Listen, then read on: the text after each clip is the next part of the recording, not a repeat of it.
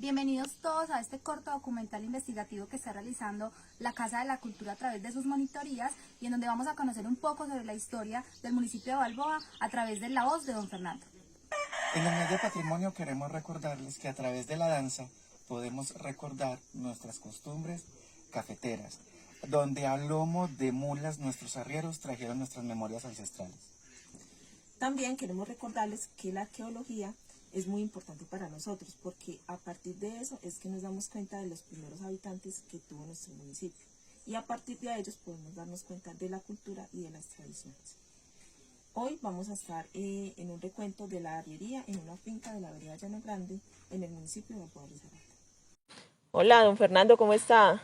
Jennifer, muy buenos días, por ¿Cómo le acá va? esperándolas para que disfrutemos y gocemos de esta vereda de Llano Grande, hagamos un recuento de lo que fue y es Balboa. Muchas gracias. Como don Fernando lo dijo, hoy estamos en la vereda Llano Grande, estamos desde la Casa de la Cultura y vamos a hacer una pequeña introducción a lo que es el municipio de Balboa Risaralda, y después, celebrando el mes del patrimonio, él nos va a enseñar y nos va a contar muchas experiencias de la herrería. Claro Don que Fernando, sí. ¿por qué Balboa, Balboa? Bueno, Balboa, Balboa. Todos ustedes deben de saber que Balboa anteriormente se llamaba el Alto del Rey. Muchos de los muchachos o la gente más joven se pregunta por qué hicieron a Balboa en este filo, cómo cometieron ese error, el por qué. Y no eran errores, eran las circunstancias de ese entonces. ¿Por qué? Porque Balboa empezó siendo un paradero de arrieros, arrieros que viajaban desde Medellín, unos iban a Manizales, otros a Buenaventura, porque Buenaventura era puerto de lo que llegaba de Europa. Sí, anteriormente en la época de los españoles los puertos siempre importantes eran Barranquilla y Cartagena, pero ya con el correr del tiempo, ya nosotros en la época de la colonia, Buenaventura comenzó a tomar fortaleza y aún es fuerte. Entonces los arrieros salían de Medellín, llegaban a Anserma, Río Sucio, y entonces se venían por el Piedemonte haciendo la correría para no meterse en lo que es el Valle del Risaralda, porque en ese entonces el río Risaralda y el río Cauca eran inmensos y todas esas tierras se mantenían anegadas. Entonces ellos se iban aquí por el Piedemonte buscando llegar a Buga y de Buga seguir allá. Entonces Balboa en un principio empezó a hacer paradero de arrieros. Ya con la paradera de los arrieros empezaron a llegar los hoteles, las pesebreras, las cantinas, el cura hacer su iglesia, sí, y todo lo que se fue formando y se fue creciendo y se fue creciendo. Inclusive Balboa, con el correr del tiempo, ya la Virginia le quitó mucha pujanza, porque ya la Virginia quedó más accesible por las carreteras, el ferrocarril. Entonces Balboa se fue relegando. Claro. Don Fernando, usted es de acá, toda la vida de Balboa. No, yo estoy vinculado, yo soy bayuno, yo soy de Tuluá Valle. Lo que pasa es de que mi abuelo, arriero, venido de Abejorral, entonces se ubicó ya por sus negocios y por su trabajo a Balboa. ¿Y cómo Yo se estoy, llamaba su abuelo? yo estoy vinculado a Balboa por parte de la familia de mi madre.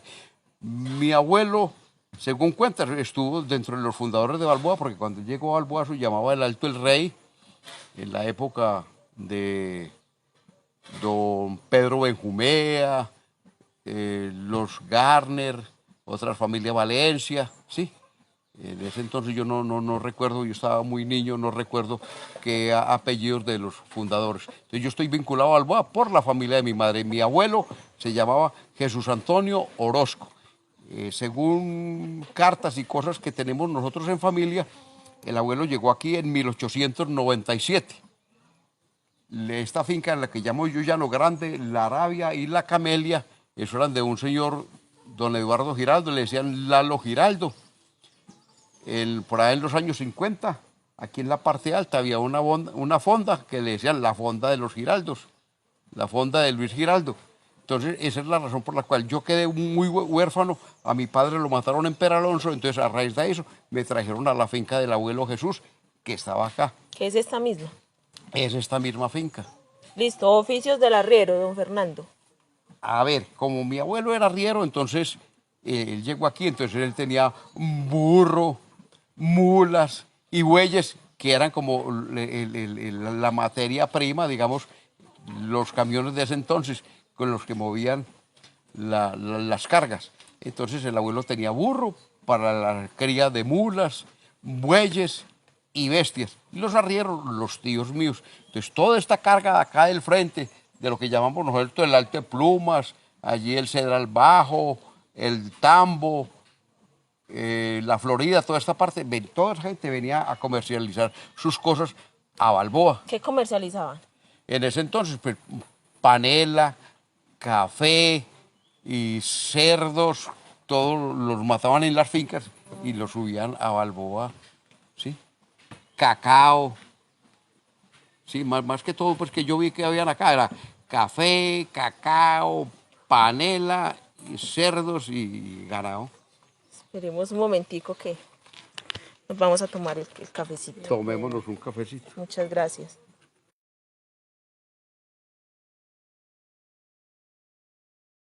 Don Fernando, aprovechando todos estos espacios tecnológicos que tenemos en el momento, le vamos a hacer una pequeña tomita de lo de la herrería, ¿cierto? Listo. Porque pues inherentemente la historia, hablando de la historia de los caucanos, de los antioqueños, sabemos que el arriero fue uno de los pilares fundamentales que en sus caballos y en sus mulas transportaban el progreso. Claro, el arriero son las tractomulas del siglo XXI, los aviones, todo era a lomo de mula y a lomo de caballo. Todas estas tierras se hicieron gracias a esos animalitos, sí. Digamos, dicen que de los primeros carros que llegaron a Medellín los tuvieron que llevar desarmados porque carreteras no había. Claro. Por Buenaventura, allá hay muy pianos para las iglesias, las campanas venidas de Francia y de España, mucha cosa muy pesada. Todo fue a lomo de mula y de caballo por estos caminos de herradura, sí. Caminos de herradura. Entonces, ahorita vamos a mirar. Afortunadamente tenemos una mula acá al frente, entonces vamos a ver cómo vamos a preparar esa mula para montarle una carga. Muchas gracias, don Fernando. Tomémonos este tintico y... Bueno.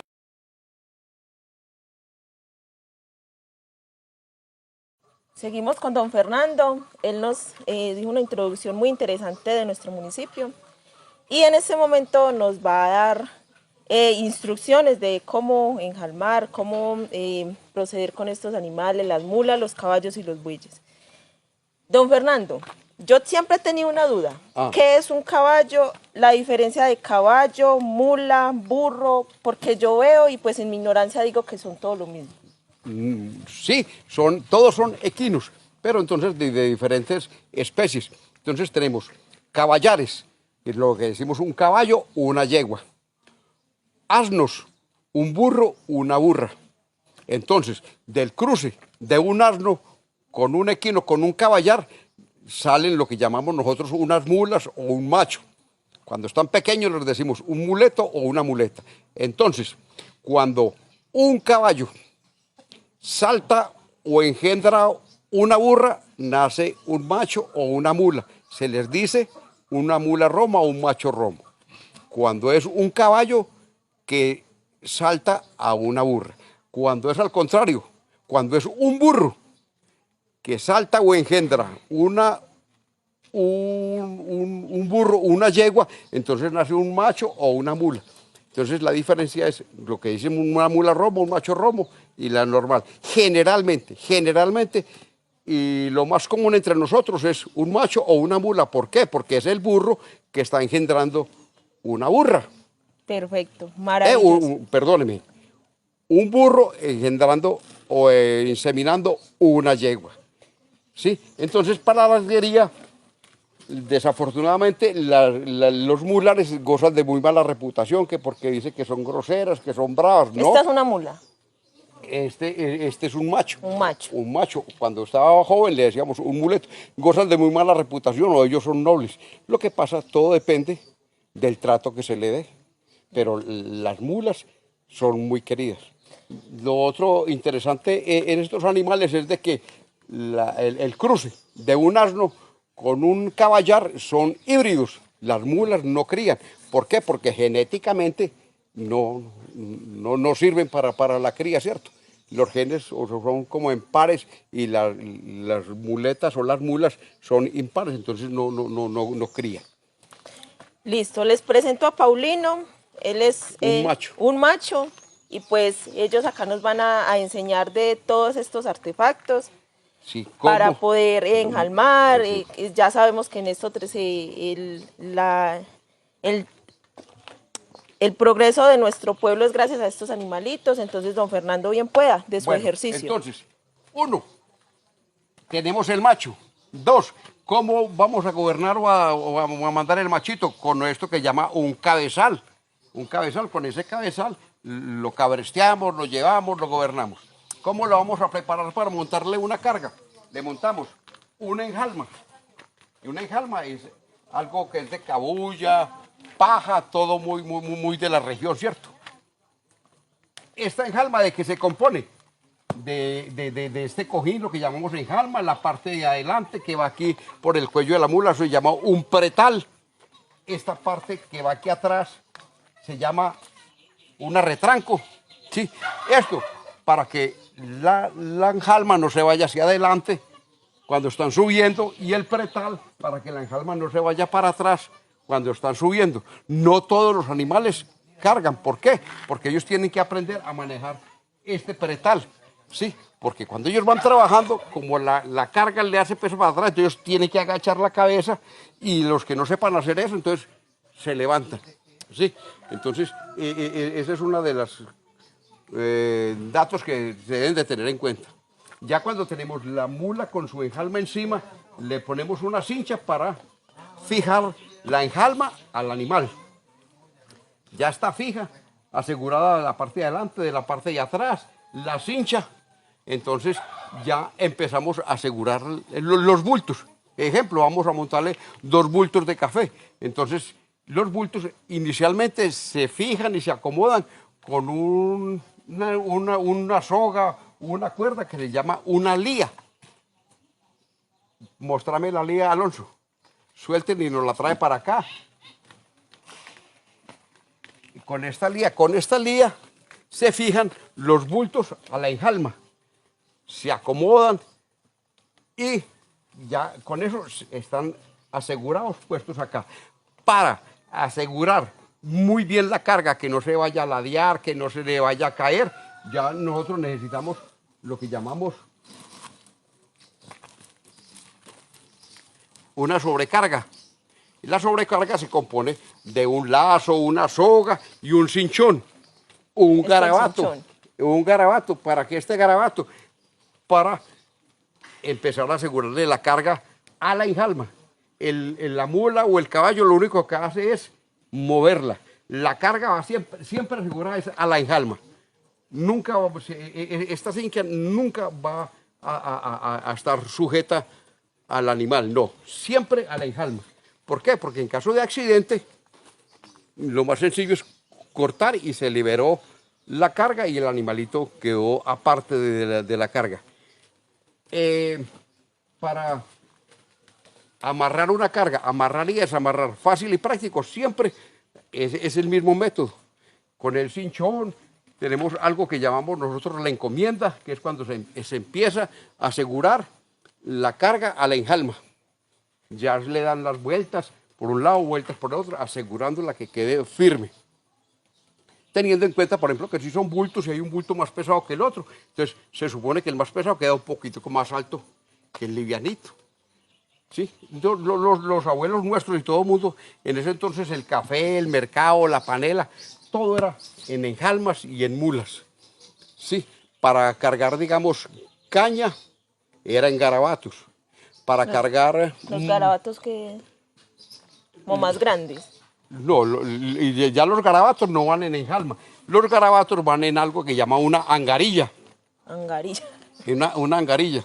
Digamos, para transportar madera o guadua, es en esta misma enjalma. Aquí le colocan una garra. La garra es un pedazo de cuero con dos cuñas, y entonces en esas cuñas se fija la rastra.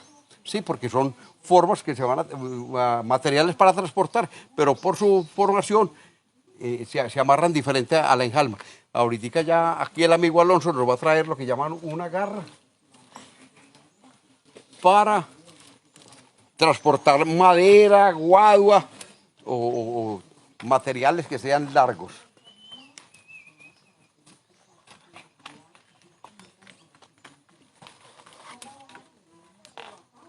Este es un accesorio que se le coloca a la enjalma. Estas son lo que llamaban las cuñas. Y con estos cordeles se fija la guadua, la madera, las tablas, ¿sí? Qué belleza. Entonces, todos eran, digamos, al tipo de carga, accesorios.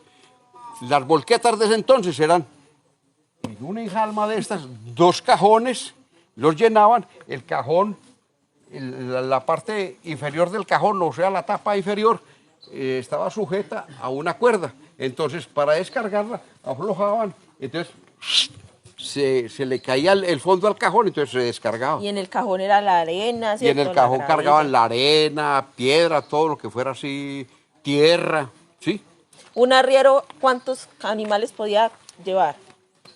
En ese entonces ya llevaba el arriero y el ayudante del arriero le dicen un sangrero. El sangrero El es sangrero. el ayudante del arriero. En ese entonces un arriero manejaba 5 o 6 bestias, ¿sí? Y entonces habían muladas muy grandes, entonces eran 8 o 10 arrieros. En una fonda o en una posada como fue Balboa, en una tarde se podían reunir 8 o 10 arrieros y 10 arrieros con 8 o 10 bestias, eran 80, 100 animales en un momentico. El arriero llegaba a descansar y descargaba la carga, claro, ¿cierto? ¿O El no? arriero, por decir algo, llegaron al santuario y mañana vamos a Balboa. Sí. Se venían de madrugada, llegaban a Balboa, en la posada tenían sus bodegas para descargar la carga, acomodar las enjalmas, todos los arreos, accesorios de las bestias, en la pesebrera para que las mulitas comieran, el hotel, en ese entonces la guisandera, para ir a comer y a despacharles el desayuno. La Sí, guisandera. y digamos, en ese entonces, como todos los hombres, en cada posada de esas, con el rato no faltaba el enorcinio, la casa de citas y las prostitutas, y entonces todo eso hacía parte de ese juego. Y de la historia Sí, también. y el curita echando bendiciones y cantando responsos. Sí. Don Fernando, algo que se me olvidó preguntar, el tema del herraje de los animales, Ah. que también me parece muy importante. Ese era otro personaje del pueblo, el herrero. Entonces El tenían herrero. su fragua. Entonces en la fragua ellos calentaban el hierro y manejaban, hacían chapas, seguros y las herraduras, porque esos son los zapatos para las mulas. Los clavos en ese entonces venían desde Europa. Sí, clavos de herrar, porque son unos clavos muy, muy, muy especiales para calzar las bestias. Sí. Las herraduras en ese entonces, ahorita tenemos herraduras de pista, en ese entonces herraduras hechas de hierro con tacón, un doblecito a la herradura. Don Fernando, ¿qué debía llevar un arriero? Bueno, ya hablamos de que la mula llevaba su enjalma, su sobrecarga, su lía, su cabezal.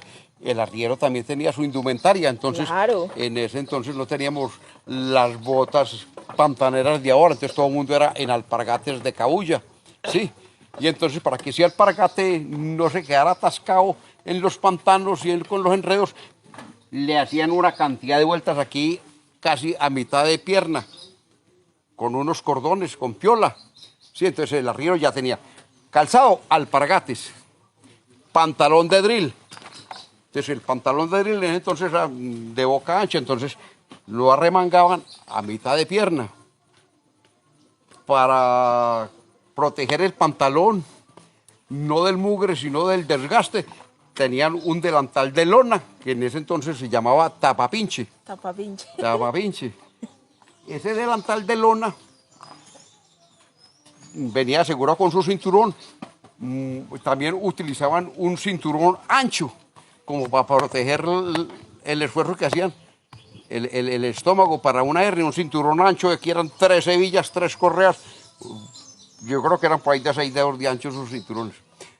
su camisa, pañuelo de rabo de gallo, el pañuelo un pañuelo ancho, ya también venían diseñados para eso. Yo creo que eran por ahí casi de 40 por 40 centímetros y ese pañuelito era para secarse, servía de toalla y todas las cosas.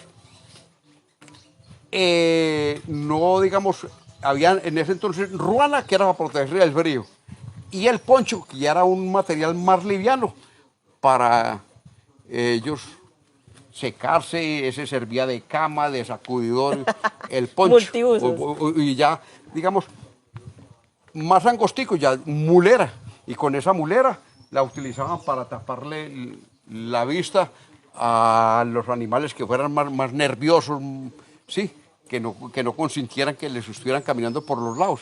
Entonces le ponían la mulera, le tapaban la cabeza con la mulera. También el carriel indispensable. Indispensable. El carriel es indispensable. ¿Qué llevan en el carriel? Entonces dentro de ese carriel tenían para afeitarse una barbera. Una barbera. Y ese era no solamente artículo ¿de qué? De su mantenimiento personal, sino herramienta también para pelear y defenderse. Un barberazo era mortal. Tanto así de que decían es que más peligroso que un barberazo de un enano. Ya se podrá imaginar por qué. Sí, señor. Sí, digamos, un espejito.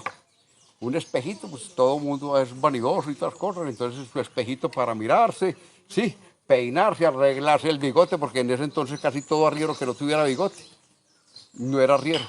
Era y los bigotes no es como los bigoticos de ahora, chiquiticos, así, bigote estilo frenada de bicicleta o juguetazo con cabulla cagada, sino bigote grande, lo llaman bigote mazamorrero.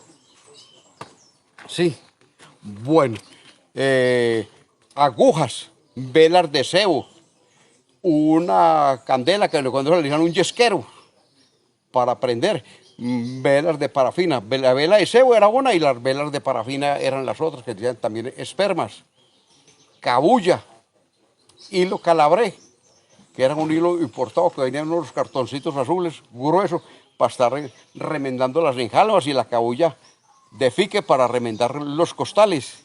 Sí, ahorita les muestro el carriel, sí, para mostrarle, porque esos carrieles de 8, 10, 12 puestos tienen secretos. Bueno, tiene que tener uno el plano para buscar las cosas dentro del carriel. Don Alonso, ¿qué es esto que le pusieron a Paulino?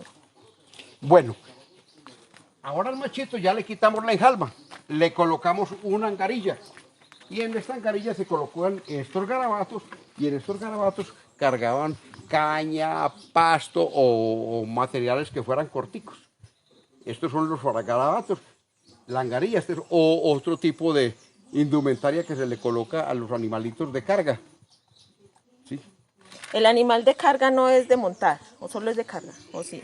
Generalmente se utilizan única y exclusivamente de carga, pero prestan los dos servicios. ¿Sí?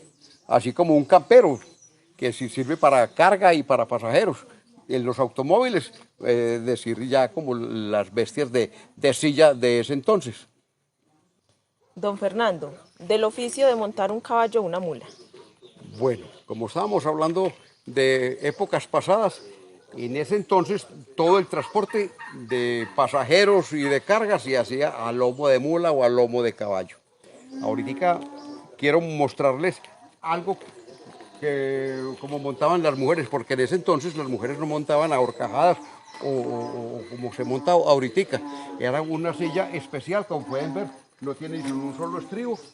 Este cacho, porque las mujeres montaban sentadas, pero cruzaban la pierna en este cacho.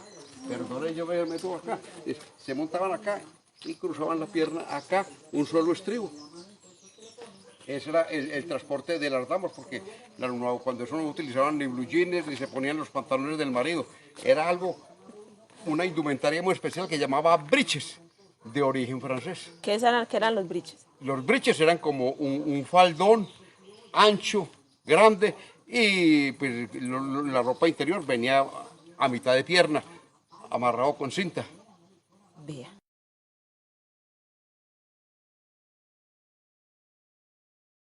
Don Fernando, hablando de pintas, vea qué elegancia. Bueno, entonces como veníamos comentando, la indumentaria del arriero, entonces yo quiero hacerles.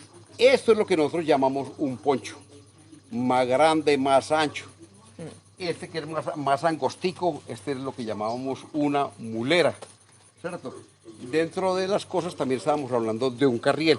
Este es el famoso carriel sanpedreño jericuano, antioqueño. Este carriel era fundamental, indispensable para un arriero. Este carriel tiene una cantidad de bolsillos, como pueden ver, yo aquí tengo la billetera, ¿sí? Este es otro bolsillo con cremallera.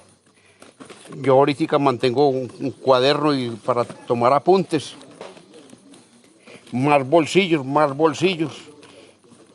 Esto es lo que tienen una secreta que hasta a mí ya también se me olvidó.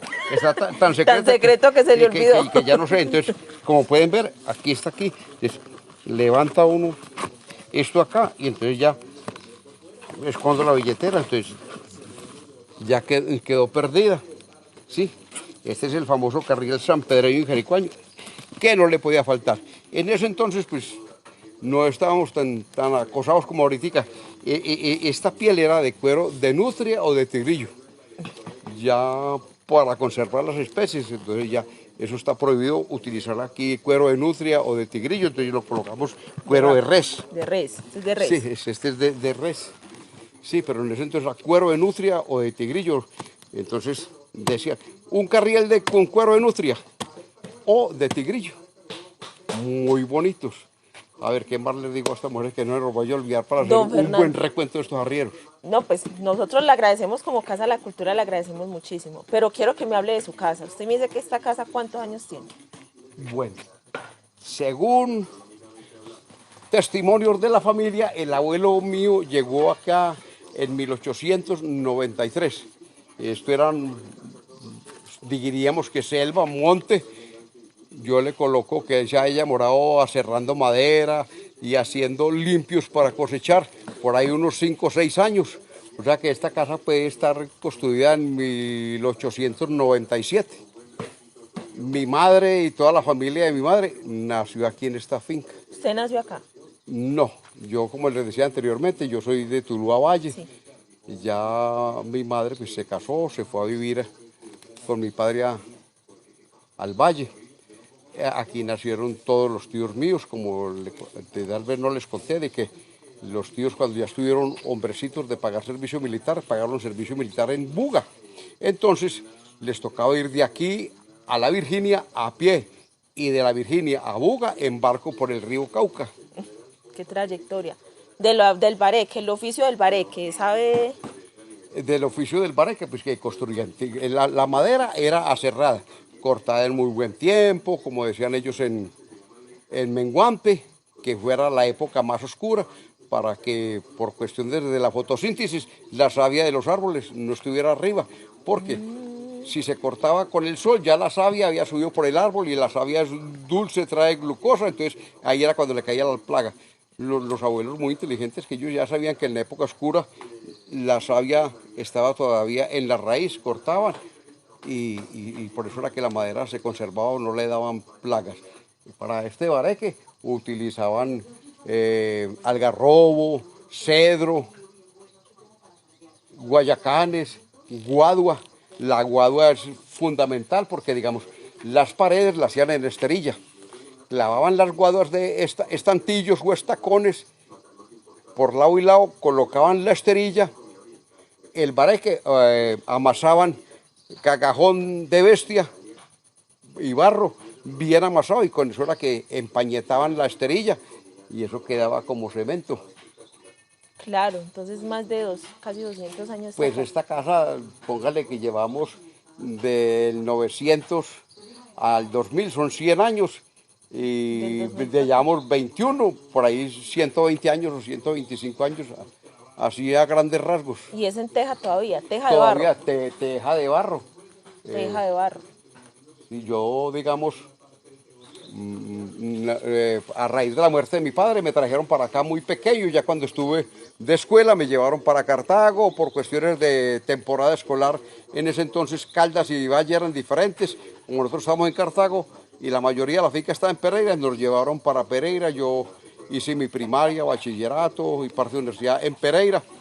Trabajé en Pereira y me pensioné y entonces el monte nos cabrestea, entonces Claro. regresé aquí a donde los ancestros, de parte de mi abuelo y por eso estoy acá. Todavía acá. No podemos dejar pasar de lado nuestra feminidad, ¿cierto? Las mujeres hicieron parte muy importante de nuestra historia. Hoy tenemos a doña Miriam, su esposa. Cuéntenos. Bueno, como les venía contando, yo me hice en Pereira y con el correr del tiempo regresé a la finca. Antes de llegar a la finca conocí a mi esposa, Miriam Martínez. Doña Miriam. Por coincidencia también, ella sí es nacida en Balboa. Sí. No porque se hubiera programado, sino por coincidencias de la vida. Ella es nacida en Balboa, desplazada de Balboa por la violencia de los años 50. Sí, llevamos 48 años de pareja, junticos los dos. Todavía se tenemos tenemos 2 hijos, 4 nietos. Entonces los hijos sí están fuera del país, los nietos también. Entonces vinimos nosotros a terminar los últimos días aquí en este caserón de Balboa, la finca. Qué bueno. Don Fernando, doña Miriam, muchas gracias por habernos acogido a su casa, por habernos enseñado el oficio de la arriería. Este es un proyecto, una actividad que estamos desarrollando desde la Casa de la Cultura en el marco de la Semana del Patrimonio. Esta es una actividad realizada en la vereda Llano Grande del municipio de Balboa Risaralda en el mes de septiembre del año 2021.